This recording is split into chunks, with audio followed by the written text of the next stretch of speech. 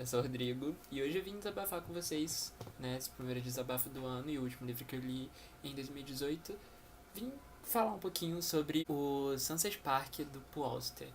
Bem, gente, quem me acompanha aqui sabe que em 2018 eu li o 4321, que foi o último lançamento do Paul Auster aqui no Brasil e também nos Estados Unidos. É um livro gigantesco, não foi um livro que me agradou tanto, eu gostei do livro, achei bacana e tudo mais, mas eu acho que, enfim, é um livro muito grande e de que o final não me agradou, enfim, vários motivos que eu não gostei do livro. Eu falei um pouco dele, também tem um vídeo aqui, né, no canal, se vocês derem uma olhadinha, vocês vão achar. Enfim, não foi uma experiência que eu tenha dito assim, nossa, ele é realmente o grande cânone americano atual, né, já que a gente perdeu aí o Philip Roth. Vamos conversar então sobre o Sunset Park. Eu tinha tudo pra não ler esse livro. Por que diabos eu ia ler um livro de um autor que eu nem gostei tanto assim? Na verdade, eu gostei muito da escrita do Paul Auster, achei a escrita dele muito boa no 4321 e também no Sunset Park. E por algum motivo, esse livro tava no meu kobo e foda-se, vou ler. E como ele era curtinho, ao contrário do 4321, esse daqui tem 280 páginas, eu decidi pegar pra ler porque um professor meu da faculdade tinha comentado que tinha visto esse livro e de que tinha achado interessante, ele não leu. E, enfim, eu decidi ler sem pretensão alguma e também porque eu sou aquele tipo de pessoa que gosta de dar segundas chances pra autores. Ou seja, se eu não gostei do primeiro livro que eu li, eu sempre procuro ler outro. A não ser que eu realmente não tenha gostado, mas eu geralmente sou a pessoa que acredita em segundas chances, né? E no caso do Paul Auster, me surpreendeu positivamente. Tá? Apesar de esse livro aqui não ter sido um livro também que eu tenha gostado tanto quanto eu esperava, ele supriu assim minhas expectativas no quesito de construção de narrativa, construção de personagens. E, mais uma vez, a única coisa que ele, pra mim, quebrou foi o final. Ok, é um final condizente, mas não me agradou. Não me agradou, não me agradou. Assim como o final de 4321 não me agradou de jeito nenhum. O final daquele livro é muito ruim. E, assim, sobre o que é que se trata o Sunset Park? Sunset Park vai contar a história do Morris Heller, que é um rapaz de 28 anos. A gente começa o livro vendo ele na Flórida, trabalhando como limpador de casas, né? O livro se passa em 2009, na verdade, no período de 2008 para 2009. Teve a grande crise, né, imobiliária, do setor imobiliário nos Estados Unidos. Enfim, ele trabalha limpando as casas que foram sendo abandonadas, de pessoas que tiveram que se mudar. E em determinado momento ele conhece uma garota bem mais jovem do que ele tem 28 anos, e ele conhece essa garota que ela ainda tá no ensino médio, assim, ela tá finalizando o ensino médio, e ele começa a se apaixonar por ela, e o início do livro vai contar o surgimento desse relacionamento dele com a Pilar, que é essa adolescente. E no decorrer das coisas, a gente vai começando a descobrir a história da vida do Morris, e a partir disso o livro vai começar a se desenrolar. A vida do Morris é um pouco complicada. O pai dele é um grande editor, né? É dono de uma grande editora. E ele tem um relacionamento meio conflituoso, tanto com o pai quanto com a mãe, porque a mãe abandonou ele quando ele era bebê e ele foi criado pelo pai. E nisso o pai arrumou outra esposa, e essa esposa já tinha um filho. Então ele cresceu junto com esse rapaz, que é o Bob. E eles cresceram como irmãos e tudo mais. Eram pessoas muito diferentes, assim. O Bob é uma pessoa muito despojada, alegre, tarará, tarará. E o Morris é uma pessoa mais contida. E em determinado momento a gente descobre que numa das brigas o Morris empurra o Bob, né, esse irmão dele. E o Bob acaba sendo atropelado e acaba morrendo. E aí o livro vai tratar do Morris lidando com esse peso, né, com esse fardo de ter ocasionado, entre aspas, a morte do irmão postiço dele, né? Tanto é que a partir do momento em que acontece isso, que esse irmão acaba morrendo, ele passa mais uns 2 anos com o pai e a madrasta e decide sumir porque ele não consegue lidar com a culpa do que aconteceu, né? De que ele é o responsável pela morte desse irmão postiço dele.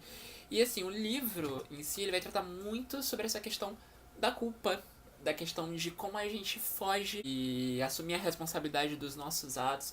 E também vai trazer uma reflexão de que nem sempre a fuga é a melhor opção, sabe? E de que o Paul vai tratar nesse livro, a partir do momento que ele vai construindo essa narrativa, ele vai falar muito sobre essa questão de que, tipo, amadurecer dói, crescer dói, e lidar com os seus atos, né, lidar com o peso dos seus atos, é uma coisa que nem todo mundo tá pronto e de que podem se passar anos e as pessoas não vão conseguir lidar, não vão conseguir aceitar e vão estar sempre querendo fugir. E no final tem essa questão de, tipo assim, a pessoa tá fugindo do problema.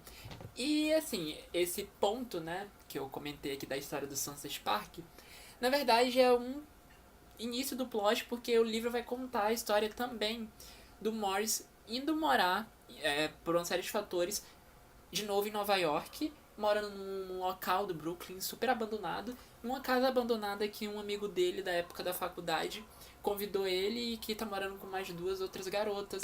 E assim, essa parte da casa já é bem mais pro final, que era uma coisa que eu pensava que, pô, o nome do livro é Sunset Park, então a história vai girar em torno daquilo dali. Não, a história não gira em torno do Sunset Park, gente. Eu, pelo menos, não vi assim. Esse livro me lembrou muito o Uma Casa no Fim do Mundo, do Michael Cunningham, que é um livro que tem um ponto, assim, que vai tratar de uma determinada coisa, né? A sinopse diz que vai tratar sobre isso, mas na verdade a maior parte do livro se passa longe do Sunset Park, sabe? Tipo, não tem uma relação muito grande e esse plot da casa, dos amigos, também não tem muita, ao meu ver, peso no livro. Ok que durante a narrativa a gente vai conhecer a história tanto do Bing, né, que é esse amigo do Morris, quanto das duas outras moças que moram também na casa do Sunset Park, quanto da história da mãe do Morris e do pai e de outras pessoas, personagens secundários da vida dessas pessoas.